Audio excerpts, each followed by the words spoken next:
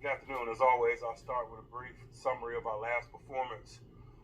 Because the turnaround's so quick, man, I hadn't combed through it in the way that I normally would. And so, the analysis is probably more on the surface level. But in doing so, my feelings are probably very similar to what they were last night post-game. Man, it was an appropriate effort, man. I'm appreciative of the effort of the guys. There was a certain way we needed to play in an effort to control that matchup, to control the environment. We felt like we had to win the line of scrimmage on both sides of the ball. We had to run the ball. We couldn't be in one-dimensional passing moments. We thought the environment would be a lot to overcome if we were in one-dimensional passing circumstances, third and long. We couldn't be highly penalized and do that. An effective run game would aid in that, minimizing the possession down component of it. And with the amount of weapons that they had on offense with Geno Smith, man, and the plethora of eligibles that he has, along with their running game, we thought possessing the football would be a means of controlling the game from that perspective as well. We got some 3-and-outs on defense. We possessed the ball on offense, and so the game unfolded the way that it unfolded from that perspective. Still can't say enough about the contributions of some people that we're getting on defense in particular. Guys like Eric Rowe, Miles Jack, in particular, 2 weeks in a row, Pat Peterson playing safety. Our depth is really being challenged because of the attrition component of the game at linebacker and safety. And, man, we're getting some quality efforts from some guys that hadn't been here very long, might not be new to the game, but are somewhat new to us. And the efforts and production that we're getting out of that group, man, has been exemplary under the circumstances. Would like some more definitive stops. We kind of had a bend but don't break kind of approach. But at times, man, you got to do what you got to do based on how things are unfolding. But just appreciative of all the efforts, man. I just thought we played a 60-minute game in all three phases. We complimented ourselves, each other. We played hard, and things that you need to do this time of year as the road gets narrow. And that was a desperate group on the other side as well. And so it's just cool to rise up in those moments when you know it's a meaningful game for all parties involved, and the layers to the adversity that we faced and to overcome it. I think it's growth in that.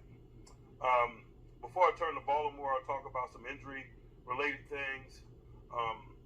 Elandon Roberts will play day by day and see where it leads us in terms of his availability. Same with Minka and Trenton. Thompson, don't really know where we are right now. I'd be speculating. We'll start first with partial participation on all three and check the quality of that participation, and maybe it increases or decreases based on what we see day to day, and we'll push through the week the way that we normally do. TJ got hurt late in the game. Hadn't seen him yet today. Don't anticipate it being a problem. Maybe it could be problematic in the front part of the week, but I don't know that it would jeopardize his participation. Now on to Baltimore. They're a 13-3 group. They've been steamrolling people, to be quite honest with you. The quality of Lamar Jackson's play has been exceptional. He's done an awesome job, not only of late, but throughout the season, just being at the controls of what they do offensively. The prudent use of mobility that he displays and the efficient use of mobility that he displays is spectacular. He's their leading rusher, but he just does so in a really efficient manner. He doesn't absorb a lot of punishment. He knows how to play. He's talented and experienced. He's done a nice job of acclimating himself to his collection of eligibles. Zay Flowers obviously is a new target for him, and I've seen that relationship grow since game one, the first time we played him. That's a challenge. He's done an awesome job of adjusting to the absence of Mark Andrews, his draft mate, who has been a security blanket for him during their time in Baltimore. What he's done with Likely since the time that Andrews has been down has really been impressive. 4 or 5 catches a game, highlighted by the one-handed fourth down play yesterday. Odell Beckham, you name it, he's done a nice job of spreading the ball around. Bateman utilizing everyone, keeping you off balance with his unique talents, arm talents, leg talent. They're doing a nice job of throwing a collection of backs at you. Gus Edwards has a definitive style. He's downhill. You better hit and wrap and drive on him. Justice Hill is really good in the perimeter and on the perimeter. And so they got a really nice, organized and thoughtful division of labor. That's a tough nut to crack and highly efficient as we sit here today. They're ringing up points on a lot of people. On the defensive side of the ball, man, they're just really getting after people. It starts with that inside linebacker tandem, Roquan and Patrick Queen. They're a tandem for all circumstances. They're good in the run game, whether it's downhill or on the perimeter. They're good in the passing game, whether it's coverage or it's blitzers or rushers. They're a catalyst for a lot that goes on with that group. They also have some other guys who are playing really well. Can't say enough about the play of Geno Stone. I think he's got 7 interceptions, and interceptions in a variety of ways. Middle of the field play, half field play, underneath defense. He's really got a nose to the ball, and it's showing. He's a guy that's developed over his time there and really taking advantage of an opportunity to get some play and extended play.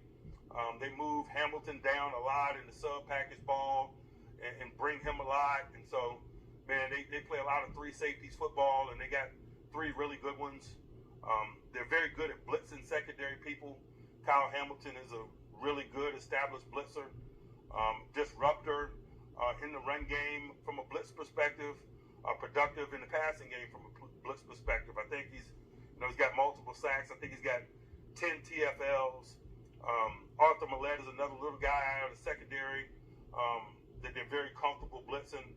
He had a big sack against us in the field goal fringe that kind of kicked us out of field goal range the first time we played him earlier in the year. And so, they do a lot of things schematically on defense. It's blood in the water when they get you one-dimensional. You get behind in the game and things of that nature. And so sometimes success breeds success, like last week.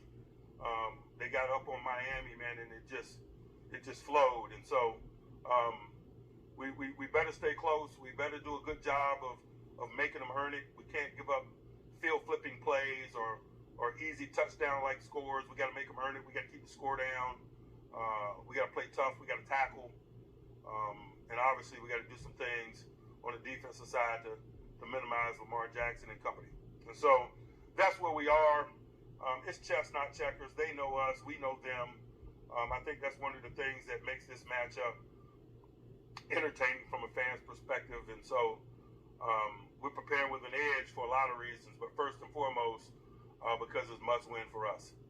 I'll pause and open it up for questions. Mike, what's Kenny's status? Do you anticipate him being available to practice this week, and what's the plan at quarterback? Yeah, I think Kenny's availability is less in question this week. I anticipate him being available to practice.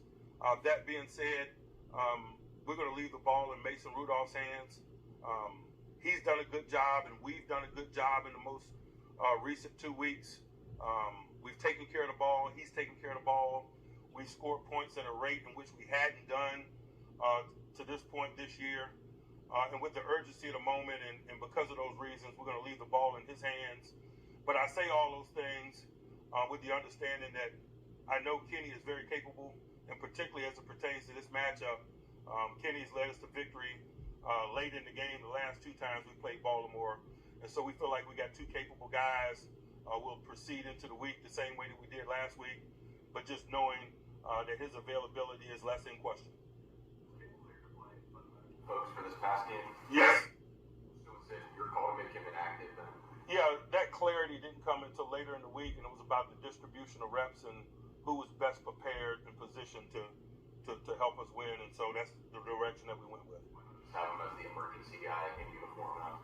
Because again, the likelihood of that coupled with the risk in terms of what I didn't see for him, it would have been speculating, and I just, not into speculating. Mike, so with that anticipation, you're anticipating him to not be inactive this week? Again, I don't have a crystal ball, but I anticipate his availability being less of an issue this week. We'll see where the week leads us. What makes him stand to lead that offensive production that you're seeing? He's done a nice job. Like I mentioned when we inserted him, he's got a great deal of confidence in himself, and it is real. I think it's contagious. He's aggressive in style of play, and I think that's helpful, particularly when you're up against it. The calculated risk-taking associated with the pursuit of victory is important, and he's displayed those things. But it's more than obviously what he has done. It's what we have done, or that collective has done. We've run the ball extremely well over the last 2 weeks. We've been in manageable possession down circumstances, run the ball well in the red area, particularly yesterday. 3 rushing touchdowns, 2 and through the red area. You're not absorbing a lot of risk when you're performing in that way. And so it's just been a good trend for us. Our desire is to keep that trend rolling. We're going into a hostile environment versus a really good opponent, one that's extremely hot, obviously. And so we better utilize all the mojo at our disposal in an effort to secure victory. Is Mason Rudolph the best quarterback on your roster right now? I had to analyze it in that way. I'm just looking at where we are and what we need to do this week. That's probably more of a end of the year type analysis, man. And we're on a short week, and we're trying to put together a formula to win this game. We're going to the playoffs. Does he keep the ball? It depends on what happens this week, to be quite honest with you, man. We're more of a day-by-day, week-by-week outfit at this point. Hypotheticals and speculation is fruitless for us.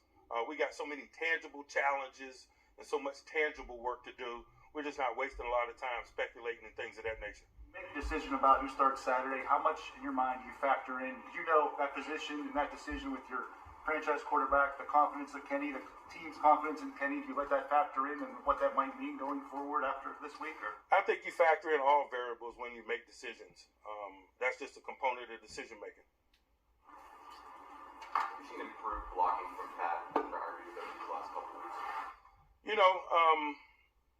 I don't know that I would identify it as that. I think that's a component of his game that he identified coming into the season that he desired to be better at and has worked in that regard. It might be reflected more in the last few weeks, but I think a lot of things in a positive way can be reflected in the last few weeks based on the result of our play. John announces who's going to play and not play, but how do you prepare for a team when their situation might sit guys, game plan wise? We prepare for what they're capable of.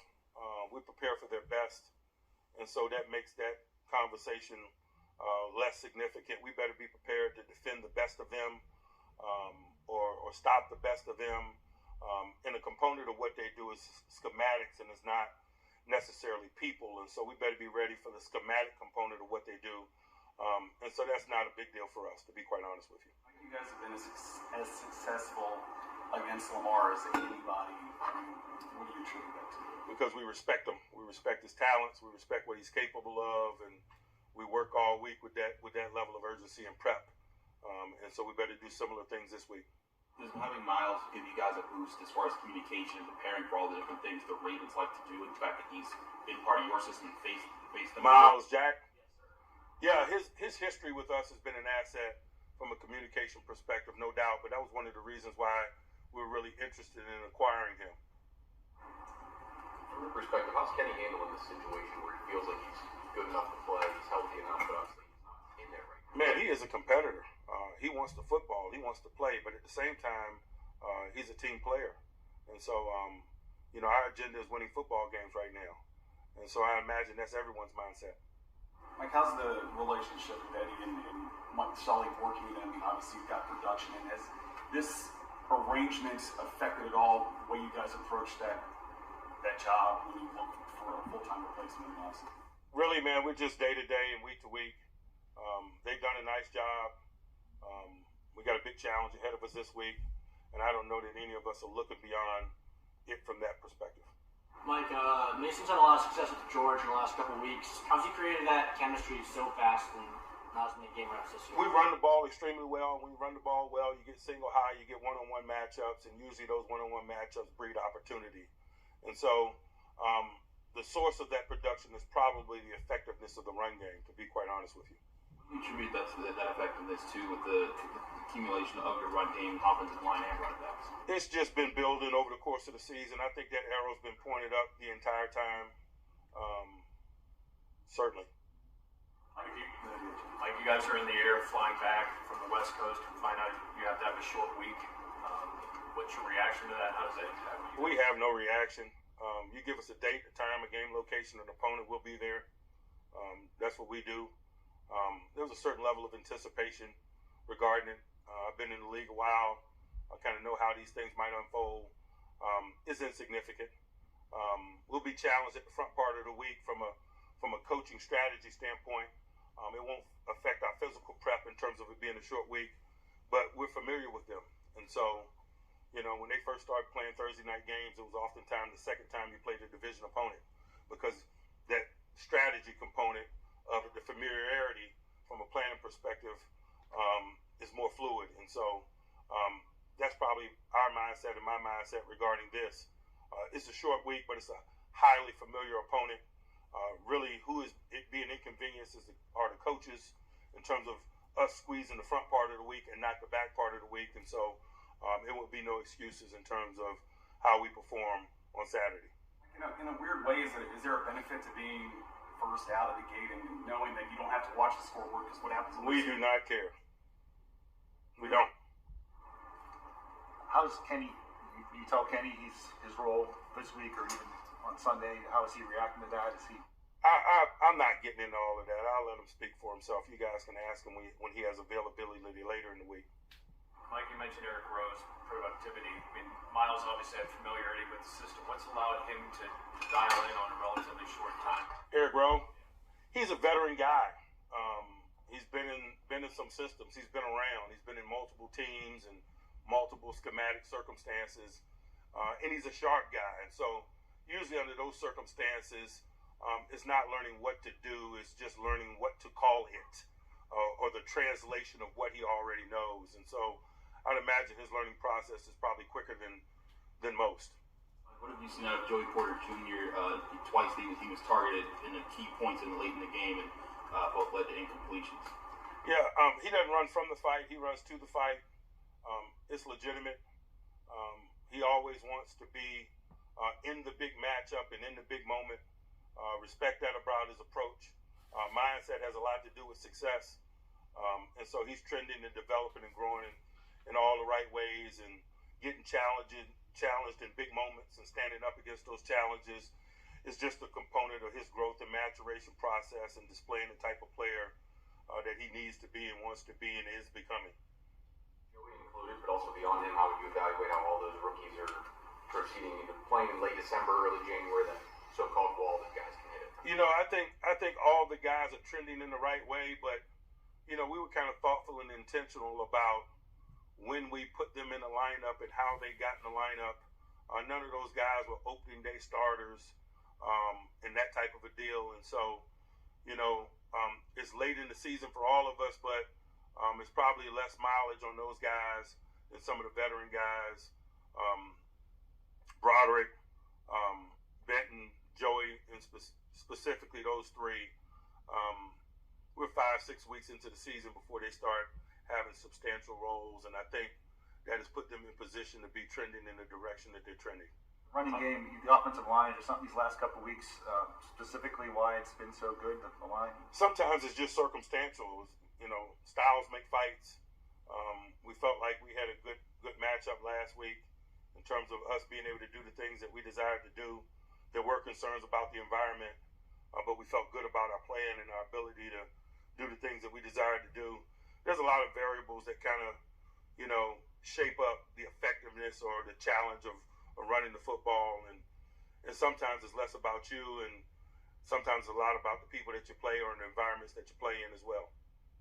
Mike, and Mason's been through a lot in his 6 years. It's been an eventful time for him. The way that he's approached it professionally, sort of, and then getting this opportunity sort of unexpectedly and performing, does that resonate throughout the locker room, do you think? I think that happens all the time in the National Football League. Attrition is very much a component of our game. This is not a patient man's business, but I always ask people to work while they wait for opportunity. And he is just an example of that. A guy that is prepared when the opportunity presents itself and is stepping through an open door. But that happens every week on every team, particularly at this portion of the season when the attrition component is what it is. We're talking about Eric Rowe and Miles Jack on the other side. I just think that that's a component of the team. That's a component of the journey that is a season. And that's why you're always working to develop any and everyone because you never know when you got to call upon them. You have a player like that, and it's not just Mason, any player that steps into that opportunity and has success. As a coaching staff, do you guys sit around sometimes? How did we miss this? How did that get on the field? There's a fine line between being a backup and a Pro Bowler in the National Football League. They're all professionals. They're all really good at what they do. And so what might seem like a large space from the outside looking in, all professional running backs could run through this room and not get tackled by anyone. And so is that perspective of it. They're all professionals. They're all capable. I don't know that any of us are shocked when any of those professionals perform really well, particularly when prepared. With what's happened the last couple of weeks and what potentially could happen these next couple of weeks, has it or can it affect the organization's plan at quarterback going forward next season or anything? Again, we focused on today and this week. We can waste a lot of time this week speculating in those ways. How have you seen Mason's demeanor change from the young guy in 2019 getting thrown in there to somebody who didn't even know he'd be here this season? His demeanor has always been pretty steady and the same, man. He's got a great deal of confidence in himself. He's good with people. He's smart. He's engaging. He communicates well. Anyone else? Because you potentially sound like you'll have Pickett available, are you be more willing to make a switch in game because you have your starter uniform if you do? Again, speculation. Like when you look at the Ravens, you saw them back in October. What's the biggest difference between them and this week now? I don't know that there is. To be quite honest with you, they were like a 3-1 team when we saw them. They were dangerous and capable in a lot of ways, offensively, defensively, special teams. It looks very similar. Obviously, there's a bigger body of work or body of evidence, but it's more of the same, to be quite honest with you. They're a really good football team. Anyone? All right. Thank you.